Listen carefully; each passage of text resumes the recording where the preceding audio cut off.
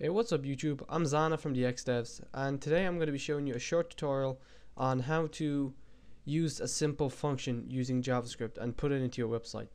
So I have this, test little website that I've made. I made it a couple of days ago. I haven't finished it yet, of course. I have the homepage done. Oh, whoops! I have the homepage done, but I don't have any of the other pages done. So, basically, because for the sake of the tutorial, I wanted. So when I click the about, you see these up in the top. So when I click about, at the moment nothing happens because I haven't done any of the page and it doesn't link you to another page. So what I wanted, so when I click one of these, it's just gonna pop up and say, this website's still going under development. So to do this, so let's get started straight away because this time I'm actually gonna code it. So obviously the first thing I'm gonna do, so here's my code that I have here. In the head, I'm just gonna type in the script tag. So I'm gonna say script and the end script tag. Okay, and then here I'm just gonna say type equals text slash JavaScript, as you can see. And also the source. Now we're using the source. We're not using the href like CSS. It's kind of like the image tag. So we're gonna say source main.js.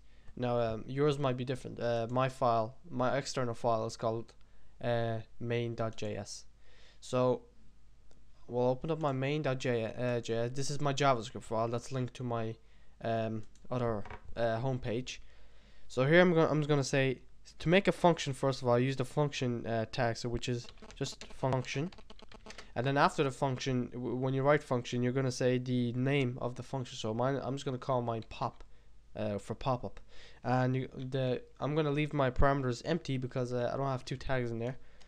And inside here I'm just gonna say alert. Now this is very small. I know for some of you that actually are experienced, you're gonna say this is completely useless, but no, for some people that don't know, this will be useful too. So I'm just gonna say this section is going, I'm just gonna say is still going under development. Okay, so that's that. So now I have the function done, but the browser is going to be waiting for me to call it somewhere. When you have the function done, it's going to be anywhere now in the text. It's going to wait for me to call that function. So we're going to call the function in the header because you see, I'm just going to explain this real quick. I've divided my page up into different divs.